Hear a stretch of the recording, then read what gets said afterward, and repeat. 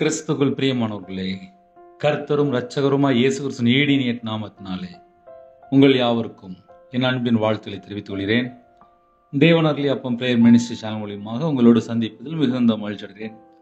தினம்தோறும் இரவு நேரத்திலே பரிசுத்த வேதாந்தத்திலிருந்து ஒரு பகுதி நாம் தியானித்து நம்முடைய குடும்ப பாதுகாப்பிற்காக நாம் ஜெபித்து வருகிறோம். மார்க் எழுதின சுவிசேஷம் 3ஆம் அதிகாரம் 28, 29 ஆகிய வசனங்கள். மெய்யாகவே நான் உங்களுக்கு சொல்கிறேன், மனுஷர்கள் செய்யும் எல்லா பாவங்களும் அவர்கள் தூசிக்கும் எந்த தூசணமும் அவர்களுக்கு மன்னிக்கப்படும். ஒருவன் பரிசுத்தாவிக்கு விரோதமாக தூசணம் சொல்வானாகில் அவன் என்றென்றைக்கும் மன்னிப்படையாமல் நித்திய ஆக்கினைக்குள்ளாயிருப்பான் என்றார். ஹல்லேலூயா. கிறிஸ்துவுக்குள் பிரியமானவர்களே, 2 காரியம் இருக்கு. நான் உங்களுக்கு சொல்கிறேன், கர்த்தர் சொல்கிறார், நான் உங்களுக்கு சொல்கிறேன், உண்மையாகவே நான் உங்களுக்கு சொல்கிறேன், மனுஷர்கள் செய்யும் எல்லா பாவங்களும் என்று ஒரு வேர்டு வருது. மனுஷர்கள் செய்யும் எல்லா பாவங்களும். சில குடும்பத்துல எல்லாம் யோசிச்சுட்டே இருப்பாங்க, என் பாவம் மன்னிக்கப்படுமா அப்படின்னு சொல்லி நிறைய உள்ளத்துல நிறைய கேள்விகள்லாம் இருக்கும். அப்ப நம்ம தேவனுடைய சமூகத்திலே தாழ்த்தி, என் வாழ்க்கையிலே இந்த வருஷத்துல இந்த காரியம் இருக்கு, என்னை மன்னிச்சிருங்கப்பா, கர்த்தரை விட்டு நான் தள்ளி போய் பாவம் பண்ணிட்டேன், என்னை மன்னிச்சிருங்கப்பா, என்னை மன்னிச்சிருங்க அப்படின்னு சொல்லி அவருடைய சமூகத்திலே தாழ்த்தி நம்ம ஜெபிக்கும் போது கர்த்தருக்கு பிரியமில்லாமல் நம்முடைய வாழ்க்கையில் என்னென்ன காரியம் இருக்கோ அது எல்லாவற்றையும் மன்னிக்கிறார். மெய்யாகவே நான் உங்களுக்கு சொல்கிறேன், மனுஷர்கள் செய்யும் எல்லா பாவங்களும் அவர்கள் தூசிக்கும் எந்த தூசணமும் அவர்களுக்கு மன்னிக்கப்படும். சில குடும்பத்திலாம் வாயை திறந்தாலே ஒன்லி தேவையில்லாத வார்த்தைகள் மட்டும்தான் வரும். அது அசுத்தமான வார்த்தை சொல்லலாம், பல வார்த்தை உண்டு, இச்சையான வார்த்தை, நிறைய தவறான வார்த்தை, இப்படி நம்ம நிறைய சொல்லலாம். கர்த்தருடைய சமூகத்தில் அர்ப்பணிக்கும் போது கர்த்தர் மன்னிக்கிறார். அது எந்த தூசணமான வார்த்தை இருந்தாலும், அப்பா என்னை மன்னிச்சிருங்க, நான் அந்த மாதிரி தேவையில்லாம கெட்ட வார்த்தை பேசிட்டேன், தூசணமான வார்த்தை பேசிட்டேன், குடும்பத்தில் இப்படி பேசிட்டேன், தப்பா பேசிட்டேன், என் சொந்தக்காரங்களை இப்படி பேசிட்டேன், நான் வேலை செய்கிற இடத்துல பேசிட்டேன், வண்டியில் போகும்போது பேசிட்டேன், நான் கோவப்பட்டுட்டேன், கோபத்தின் நிமித்தமாக நான் இப்படி கெட்ட வார்த்தை பேசிட்டேன், கோவப்பட்டு பேசிட்டேன், என்னை மன்னிச்சிருங்கப்பா அப்படின்னா மன்னிப்பார். 2வது ஒரு சப்ஜெக்ட் இருக்கு, அதான் ரொம்ப ரொம்ப ரொம்ப நித்திய ஆக்கினை என்று எழுதப்பட்டிருக்கு. அப்படியே சொல்றேன், ஒருவன் பரிசுத்தாவிக்கு விரோதமாக தூசணம் சொல்வானாகில் அவன் என்றென்றைக்கும் மன்னிப்படையாமல் நித்திய ஆக்கினை உள்ளவனாய் இருப்பான் என்றார். பரிசுத்த ஆவியானவர் சென்சிட்டிவ். இயேசு கிறிஸ்து இந்த பூமியில் வெளிப்படும் போது உலக ரட்சகரா வெளிப்பட்டார். நம்முடைய பாவங்களுக்காக சுமந்து தூக்கிற தேவ ஆட்டுக்குட்டியா வெளிப்பட்டார். பிதாவின் சித்தம் செய்ய இந்த பூமியில் இறங்கி வந்தார்.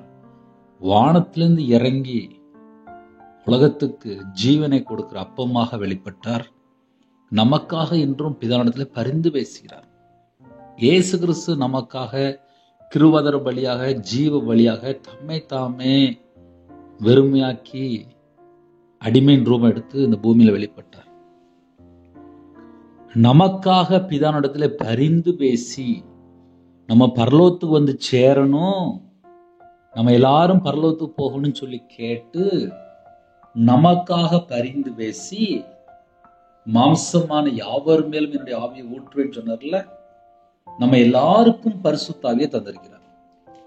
யாரெல்லாம் இயேசு கிறிஸ்து ராஜாவை ஏற்றுக்கொண்டு அவருடைய வார்த்தையை விசுவாசித்து என்னை பரிசுத்த ஆவியால் நிரப்புங்க அப்படின்னு சொல்லி யாரெல்லாம் கேட்கிறீங்களோ நம்ம எல்லாருக்கும் பரிசுத்த ஆவியை தந்திருக்கிறார். சில ஜெப குறிப்பு வரும்போது நான் இன்னும் பரிசுத்த ஆவியை பெற்றுக்கொள்ளல அப்படின்னு சொல்லி சில குடும்பத்துல சொல்லுவாங்க.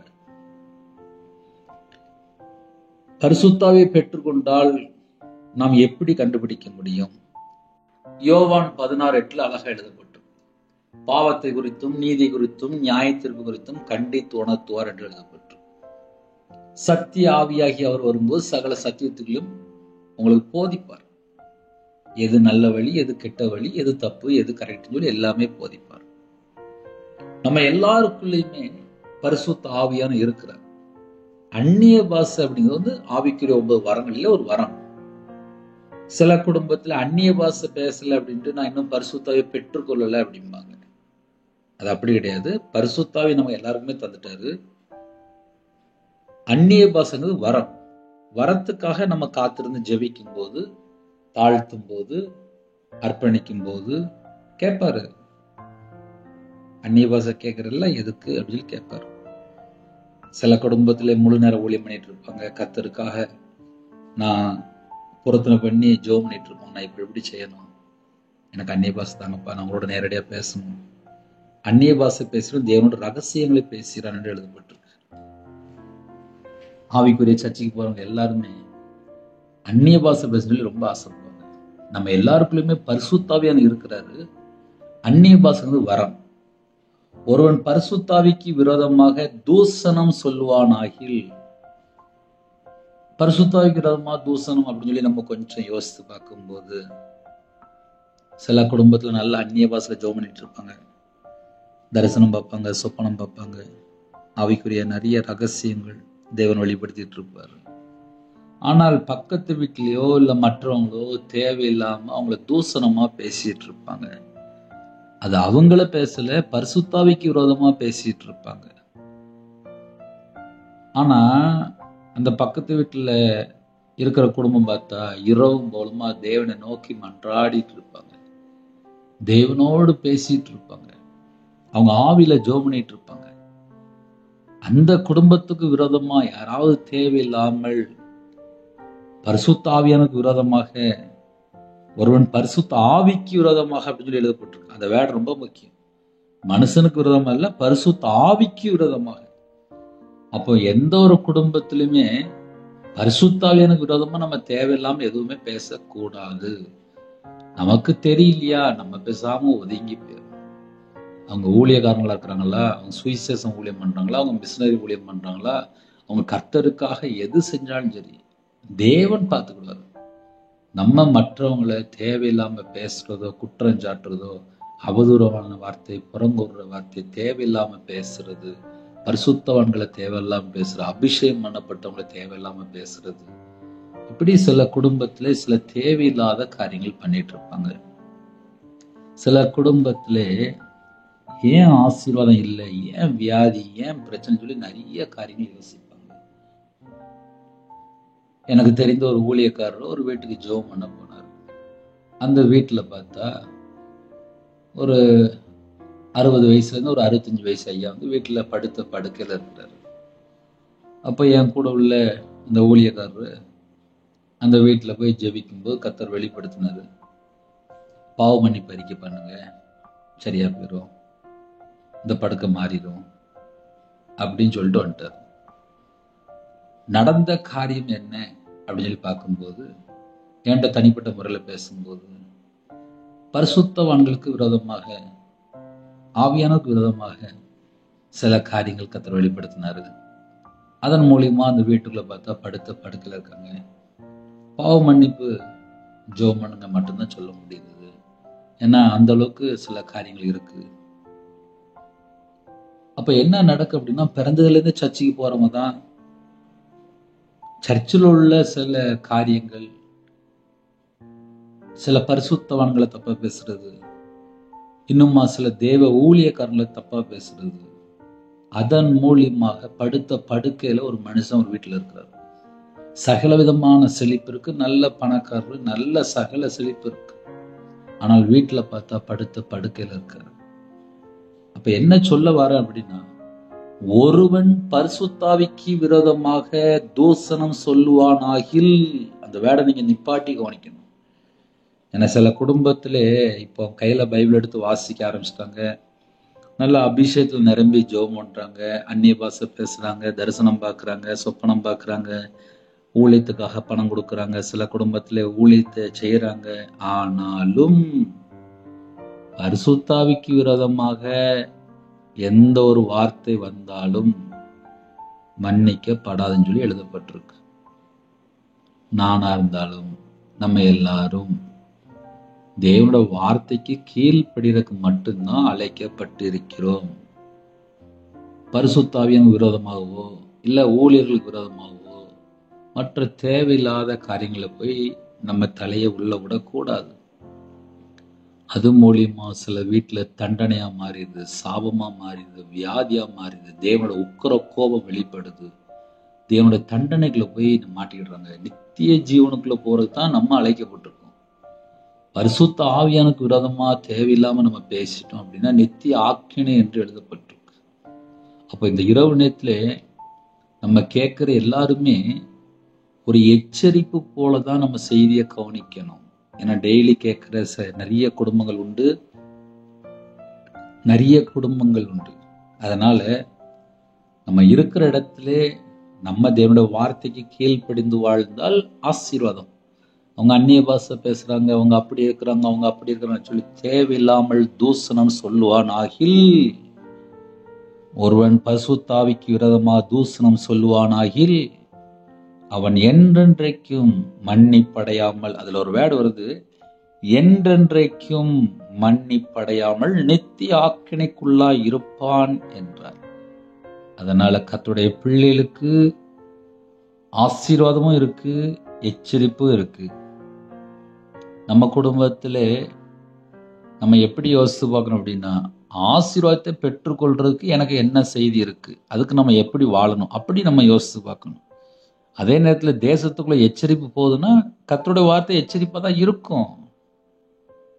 28ஆம் வசனத்திலே, மெய்யாகவே நான் உங்களுக்கு சொல்கிறேன், மனுஷர்கள் செய்யும் எல்லா பாவங்களும் அவர்கள் தூசிக்கும் எந்த தூசணமும் அவர்களுக்கு மன்னிக்கப்படும் சொன்ன உடனே எல்லாருக்கும் சந்தோஷமா இருந்திருக்கும். ஏன் அப்படின்னா, எல்லா பாவங்களும் எந்த தூசணமும் அவர்களுக்கு மன்னிக்கப்படும் அப்படின்னு சந்தோஷமா இருக்கும். அதுக்கப்புறம் உள்ள சப்ஜெக்ட் எச்சரிப்பு. ஒருவன் பரிசுத்தாவிக்கு விரோதமா தூசணம் சொல்லுவானாகில் அவன் என்றென்றைக்கும் மன்னிப்படையாமல் நித்திய ஆக்கினைக்குள்ளாயிருப்பான் என்றார். அப்ப 2 விதமான காரியங்களை நம்ம தியானிச்சிருக்கோம். நம்ம வாழ்க்கையில நம்ம எப்போ தப்பா பேசுறோம், எப்போ கரெக்டா பேசுறோம். சில நேரத்துல அறியாம பேசுற காரியங்கள் உண்டு, அறிந்து பேசுற காரியங்கள் உண்டு, தெரியாம தேவையில்லாம பேசுற எத்தனையோ காரியங்கள் உண்டு. தேவனுக்கு எல்லாம் தெரியும். அதனால நம்ம பேசுற ஒவ்வொரு வார்த்தையும் பரலோகத்துல கணக்கு இருக்கும். நான் பேசுன வார்த்தையும் சரி, நீங்க பேசுற வார்த்தையும் சரி, நம்ம பேசுற எல்லா வார்த்தையும் பரலோகத்துல கணக்கு இருக்கும். இந்த பூமியில அப்பா நீங்களாம் தேவையெல்லாம் பேசியிருந்தானோ அதெல்லாம் மன்னிச்சிருங்கப்பா அப்படின்னு சொல்லி அவரோட சமூகத்துல நம்ம தாழ்த்தியாச்சு அப்படின்னா நம்மளுடைய பாவங்கள் மன்னிக்கப்படும். அதனால இரவு நேரத்துல ஒரு தாழ்மையா கேட்கிறேனே, தேவனோட சமூகத்துல தாழ்த்துவோமே, நம்ம குடும்பத்தை ஆசிரியப்பார். ஹல்லேலூயா. ஒருவேளை ஜெபிக்க வேண்டும் என்று விரும்பினால் 9363064181 நம்பரை தொடர்ந்தால் உங்களுக்காக குடும்பத்துக்காக ஜெபிப்போம். கண்களை மூடி நாம் ஜெபம் செய்வோம். கிருபை மகிமை நிறைந்த பரிசுத்தமுள்ள நல்ல தகப்பனே, உம்மை நன்றியோடு துதிக்கிறோம் சொல்கிறோம்ப்பா. இந்த நாள் முழுதும் பாதுகாத்த கிருபைக்காக நன்றி. நைட் நேரத்தில் பஸ்ஸில் போகிறாங்க, ட்ரெயினில் போகிறாங்க, ஃப்ளைட்டில் போகிறாங்க, 2 வீலரில் போகிறாங்க, காரில் போகிறாங்க, நைட் நேரத்தில் டிரைவிங் லைனில் இருக்கிறாங்க, வியாபாரம் பார்க்குறாங்க, வாட்ச்மேன் ஜெபிக்கிறாங்க, செக்யூரிட்டி ஜெபிக்கிறாங்க, போலீஸ் ஆஃபீஸ் ஜெபிக்கிறாங்க, ஆர்மியில் ஜெபிக்கிறாங்க, ஐடி ஃபீல்டில் வாலிப பிள்ளைகள், வாலிப பையங்க, டாக்டர், நர்ஸ், இன்னுமா நைட் நேரத்தில் பெட்ரோல் பல்கில் வேலை பார்க்குறாங்க, கம்பெனியில் வேலை பார்க்குறாங்க, நைட் நேரத்தில் வேற வேற நாட்டில் வேலை பார்க்குறாங்க. எல்லா குடும்பத்தையும் கர்த்தருடைய கரத்தில் அர்ப்பணிக்கிறோம். கர்த்தர் பொறுப்படுத்துங்க. கர்த்தர் பிரியமில்லாமல் ஏதாவது பாவ காரியம் இருந்தால் மன்னிச்சிருங்க. இரவு நேரத்தில் படுத்து தூங்க போறாங்க, இன்பமான தூக்கம் தாங்க. வரக்கூடிய காரியத்தை வெளிப்படுத்துங்க. அதிகால வேளையில் உங்களோட சமூகத்துல கண் விழிக்க கிருபை செய்யுங்க. எங்க இதயத்துக்குள்ள இயேசு கிறிஸ்து மகாராஜா இருக்கணும். என்னுடைய வாழ்க்கையில கர்த்தர் இருக்கணும். எல்லா குறைகளெல்லாம் மன்னிச்சிருங்க. யாரெல்லாம் நைட் நேரத்தில் தாழ்த்துறாங்களோ எல்லா குடும்பத்தையும் கர்த்தர் ஆசீர்வதிங்க. உமக்கு பிரியமானபடி வாழ என்னோட ஆவி, ஆத்துமா, சரீரம், சிந்தனை, நினைவு எல்லாம் அர்ப்பணிக்கிறோம். கெஞ்சி கேட்கிறோம். கர்த்தர் பொறுப்படுத்துவங்க. சில குடும்பத்திலே கடன்ல கஷ்டப்படுகிற குடும்பம் உண்டு. வேதனை, துக்கம், நிந்தைகள், அவமானங்கள், கண்ணீர் வாழ்க்கை, சரீரத்தில் பலவிதமான வியாதி, நைட் நேரத்தில் ஹோமில் இருக்காங்க, ஹாஸ்டலில் இருக்காங்க, முதியோர் இடத்துல இருக்காங்க, ஏழை எளிய ஜனமாக இருக்காங்க, திக்கற்ற பிள்ளையா இருக்காங்க, விதவையாக இருக்காங்க, தாய் தகப்பன் இல்லாமல் சில குடும்பத்தில் அப்பா வேற ஒரு இடத்துல தனிமையில் வாழ்கிறாங்க, சில குடும்பத்தில் யாருமே இல்லை, சில குடும்பத்தில் நிம்மதியில்லாத வாழ்க்கை, சில குடும்பத்தில் கடன் அதிகமாக இருக்குது, லட்சக்கணக்காக இருக்குது, இஎம்ஐ கட்டணும், ஹவுசிங் லோன், இன்னும் பர்சனல் லோன், பிஸ்னஸ் லோனு, குழுக்குள்ள பணம் அடிக்கணும், சில குடும்பத்தில் அப்பா விவசாய லோன் இருக்கு, எத்தனையோ காரியத்தில் நைட் நேரத்தில் புலம்புற குடும்பம் உண்டு, மரண பயம், தற்கொலை எண்ணங்கள், மனுஷனை நம்பி ஏமாந்துட்டேன், சில குடும்பத்திலே விக்கிர வழிபாடுல, மாந்திரியத்தில், பிள்ளி சுனியத்தில் கட்டப்பட்ட நிலைமை, நைட் நேரத்தில் கண்ணீர் வடிக்கிற எத்தனையோ குடும்பங்கள் உண்டு, சில குடும்பத்தில் குடும்பம் ரட்சிக்கப்படும் சொல்லி ஜெபிக்கிற குடும்பம் உண்டு. எல்லா குடும்பத்தையும் உங்க பாதபடியிலே தாழ்த்திரோம்பா, எங்களை வெறுமையாக்குறோம். கர்த்தர் ஒரு குடும்பத்தை சந்தித்தால் மட்டும்தான் விடுதலை, கர்த்தர் ஒரு குடும்பத்தை தொட்டா மட்டும்தான் ஆசீர்வாதம், உங்க கிருபையினால நிரப்பினா மட்டும்தான் எங்களுக்கு தீர்காயுசு. நானே வழி, நானே சத்தியம், நானே ஜீவன் சொன்ன இயேசு கிறிஸ்து ராஜாவுடைய பாதபடியிலே எல்லா குடும்பத்தையும் அர்ப்பணிக்கிறோம். உங்களோட ரத்த கொட்டைகள் வேலடைத்து மூடி மறைத்து பாதுகாத்துடுங்க. எல்லா குடும்பத்தையும் கத்த திருப்தியாக ஆசிரிங்க. ஹாஸ்பிட்டல்ல பலவீனத்தோடு இருக்கிற குடும்பத்தை உங்களுடைய கரத்தில் அர்ப்பணிக்கிறோம். பூரண சுகம் தாங்க, பூரண விடுதலை தாங்க. திருமணத்துக்காக ஜெபிக்கிற குடும்பம் உண்டு, கர்த்தர் வாசல் திறந்து விடுங்க. திருமணம் முடிந்ததுக்கு அப்புறம் இவங்க குழப்பத்தை கர்த்தர் மாற்றித்தாங்க. எல்லா குடும்பம் ரட்சிக்கப்படட்டும். கற்பதுணியா ஜெபிக்கிறாங்களா, கர்த்தர் மனம் இறங்கி ஆசிரிங்க. மாசமாக்க தாயும் பிள்ளையுமா ஆசிரியத்தை கிருபைக்கா ஸ்தோத்திரம். டெலிவரி போறாங்க, பரம வைத்தியர் கூட இருங்க. உங்க பிள்ளைகளோட கர்த்தர் கூட இருங்க. தேவனர்கள் எப்ப மினிஷல் நம்முடைய கரத்தில் அர்ப்பணிக்கிறோம். யாரெல்லாம் ஜெபகுறிப்பை அனுப்பி கொண்டிருக்காங்களோ எல்லா ஜெபகுறிப்பும் உங்களுடைய கரத்தில் அர்ப்பணிக்கிறோம். எத்தனையோ குடும்பத்துல இரவு போலுமா ஜெபிருங்க. அவங்களோட வியாபாரத்தை ஆசிரிங்க, அவங்களோட கம்பெனி ஆசிரிங்க, வீடு கட்டுறாங்க, எல்லா தடையெல்லாம் நீக்கித்தாங்க. குடும்பமா சந்தோஷமா ஒருமனப்பட்டு ஜெபிக்க கர்த்தர் கிருபை கட்டளைங்க.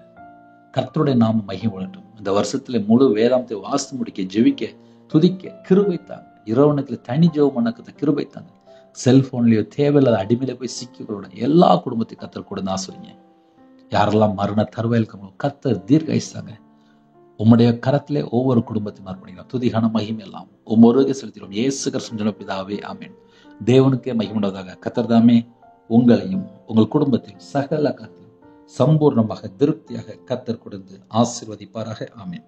கர்த்தராகிய இயேசு கிறிஸ்துவின் கிருபையும் பிதாவாகிய தேவனுடைய அன்பும் பரிசுத்தருடைய ஐக்கியம் இப்பொழுதும் எப்பொழுதும் சதா காலங்களிலும் நம் மன்னோடு கொடுப்பதாக. ஆமென். God bless you.